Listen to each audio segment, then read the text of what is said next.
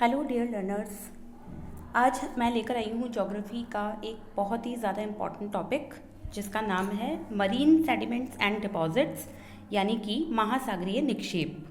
ठीक है, ये ओशनोग्राफी में हम पढ़ते हैं, तो चलिए जानते हैं इसके बारे में। सबसे पहले हम देखते हैं मरीन सेडिमेंट्स या डिपॉजिट्स क्या होते हैं, उनके नेचर एंड सिग्निफिकेंस के बारे में। तो जो मरीन सेडिमेंट्स होते हैं यानी कि ऐसे असंगठित पदार्थ, अनकंसोलिडेटेड मटेरियल्स, जो कि हमें बहुत अलग अलग सोर्सेज से मिलते हैं और उन सोर्सेज से लाने के बाद उनको ओशन के जो बॉटम होता है, जो फ्लोर होता है, उस पर उन्हें डिपॉजिट कर दिया जाता है। इन्हीं को हम क्या कहते हैं? मरीन सेडिमेंट्स, यानी कि महासागरीय निक्षेप। ठीक है, इन सेडिमेंट्स में यानी इन पदार्थों में कौन कौन सी चीज़ें इंक्लूडेड है? रॉक्स के तोड़े हुए, ब्रेक किए हुए, अपरदित किए हुए इरोडेड मटेरियल्स जो होते हैं वो, छोटी जो धूल मिट्टी के कण होते हैं वो, डर्ट एंड डस्ट। इसके अलावा वॉल्केनिक ऐश यानी ज्वालामुखी से मिलने वाली जो राख होती है वो। इसके अलावा रिमेन्स ऑफ मरीन ऑर्गेनिजम्स, यानी कि पानी में पाए जाने वाले जितने भी जीव जंतु हैं, जब वो मर जाते हैं तो उनकी डेड बॉडीज़ के जो पार्ट होते हैं वो भी जब ओशन के अंदर जमा हो जाते हैं तो उनको भी हम क्या कहते हैं? ओशन डिपॉजिट्स यानी महासागरीय निक्षेप। अब देखिए, दो वर्ड्स यहाँ पर आए हैं, एक तो है वेदर्ड, एक है इरोडेड। ये दोनों वर्ड्स क्या होते हैं? वेदरिंग का मतलब होता है अपक्षय।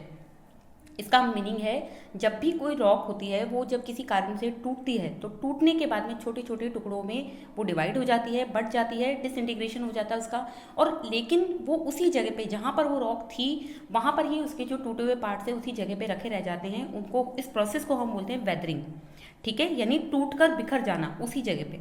और इरोजन जो होता है यानी अपरदन, इसका मतलब है टूट कर बिखरना और उसके बाद उसको किसी दूसरी जगह पे ट्रांसपोर्ट करना, यानी उसका परिवहन करके किसी दूसरी जगह उसको ले जाना। ये डिफरेंस होता है वेदरिंग और इरोजन में। तो वेदरिंग और इरोजन से जो रॉक्स के टूटे हुए पार्टिकल्स होते हैं वो भी ओशन डिपॉजिट्स का पार्ट होते हैं।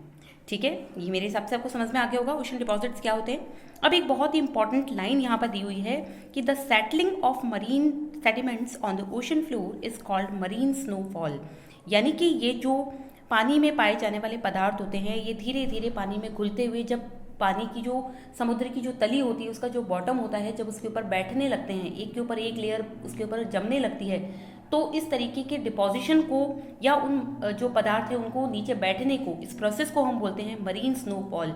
जैसे ज़मीन के ऊपर स्नोफॉल होता है तो बारिश की बूंदें गिरती है, एग्जैक्टली वैसे ही जब ये छोटे छोटे से जो पदार्थ होते हैं, सेडिमेंट्स होते हैं, ये जब ओशन के बॉटम पे जमने लगते हैं, बैठने लगते हैं, तो उसको हम बोलते हैं मरीन स्नोफॉल। ठीक है, इसके बाद में अब हम आगे बढ़ते हैं, नेक्स्ट पॉइंट पे डिस्कस करते हैं production, transportation and deposition of marine sediments. Basically ये जो डिपॉजिट्स हमें मिलते हैं, जो मरीन डिपॉजिट्स हमें मिलते हैं यानी महासागरीय निक्षेप हमें मिलते हैं, ये 3 तरीकों से मिलते हैं। ठीक है, 3 तरीके कौन से हैं? बेसिकली 3 मेन मैकेनिज्म्स, यानी कि एक तो है वेदरिंग, एक है इरोजन, एक है डिके ऑफ शेल्स। वेदरिंग के बारे में अभी मैंने बताया, इसको अपक्षय कहा जाता है। ये क्या होता है?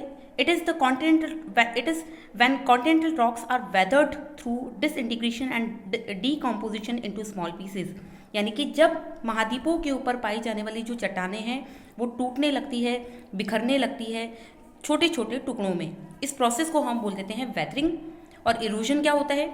जो ये टूटे हुए टुकड़े होते हैं जो वेदरिंग से हमें मिले हैं यानी वेदर्ड रॉक्स, उनको जब और छोटे छोटे पीसेस में तोड़ा जाता है और उसके बाद उसको ट्रांसपोर्ट कर दिया जाता है किसी दूसरी जगह पे।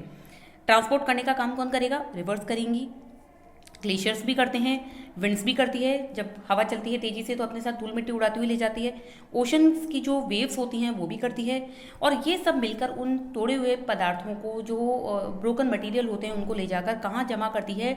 Deposited in the ocean, ocean में जमा करती है। ठीक है, और तीसरा जो तरीका है जिससे हमें ये डिपॉजिट्स मिलते हैं वो है डिके ऑफ शेल्स, यानी कि जो ओशन के अंदर जितने भी मरीन ऑर्गेनिजम्स रहते हैं, जो समुद्री जीव जंतु हैं, उनके मरने के बाद उनके जो अवशेष होते हैं, जो स्केलेटन्स होते हैं, उनका जो खोल होता है बाहर का, वो भी धीरे धीरे ओशन में जमा होने लगता है, ओशन की तली में जमने लगता है, जिससे भी हमें ये ओशन डिपॉजिट्स मिलते हैं। तो हमने बेसिकली अभी देखा कि ओशन डिपॉजिट्स क्या होते हैं और ये हमें किन 3 तरीकों से मिलते हैं। आई होप आपको वीडियो समझ में आ रहा है, बातें समझ में आ रही है। अब हम बढ़ते हैं आगे। देखिए, अब यहाँ पर हम बात करते हैं ओशन जोन के बारे में। ओशन में अगर हम इन डिपॉजिट्स के पॉइंट ऑफ व्यू से देखें तो कुछ जोन पाए जाते हैं, कुछ क्षेत्र मंडल पाए जाते हैं। बेसिकली ये 3 तरीके के होते हैं। एक है नैरेटिक, जिसको बोला जाता है तटीय, यानी जो कोस्टल रीजन से जुड़ा हुआ पार्ट होता है वो नैरेटिक होता है। एक होता है पेलाजिक, यानी कि गहन सागरीय, यानी डीप ओशन में पाया जाने वाला। एक होता है बैंथिक, यानी कि गहराई की तरफ पाया जाने वाला। देखिए नैरेटिक क्या है? It is formed in the region of shallow seas near a coast line. आप यहाँ डायग्राम में देख सकते हैं, ये एक समुद्री किनारे वाला एरिया है, कोस्टल रीजन है। ये पूरा का पूरा यहाँ पे पानी है और ये उसमें गहराई है। ठीक है, इस तरीके से हम गहराई दिखा रहे हैं। यहाँ पर ये डेप्थ है, ये डेप्थ को दिखा रहा है, और ये इस तरीके से डिस्टेंस को दिखा रहा है। ठीक है, ये डिस्टेंस को, दूरी को दिखा रहा है, ये डिस्टेंस को दिखा रहा है। तो आप देखिए जो कोस्टल एरिया है, जो तटीय क्षेत्र है, वहाँ का उसके आसपास का जो एरिया होता है उसको बोलते हैं नैरेटिक जोन, यानी तटीय क्षेत्र। तो ये कहाँ पाया जाता है? शैलो सी में, यानी यहाँ इसके आसपास के एरिया में जो समुद्र की गहराई है वो ज़्यादा नहीं होती है, छिछला समुद्र पाया जाता है, शैलो सी पाया जाता है। पेलाजिक जो होता है वो इस नैरेटिक जोन के आगे वाला एरिया होता है, यानी खुले समुद्र में, ओपन सी में। और बैंथिक कौन सा होता है? गहराई की तरफ। गहराई में आप देख सकते हैं, ये मैंने बैंथिक जोन दिखा रखा है। तो ये जो होता है ये जोन कहलाता है बैंथिक जोन। बेसिकली आपने ओशन टेम्परेचर में ये भी पढ़ा होगा कि 2 तरीके के जोन्स पाए जाते हैं। एक है फोटिक जोन, एक प्रकाश मंडल, एक होता है अफोटिक जोन, यानी कि अप्रकाश मंडल। प्रकाश मंडल यानी फोटिक जोन वो होता है जो जहाँ पे सन की जो रेज है वो आसानी से पेनिट्रेट कर पाती है, एंटर हो पाती है पानी में।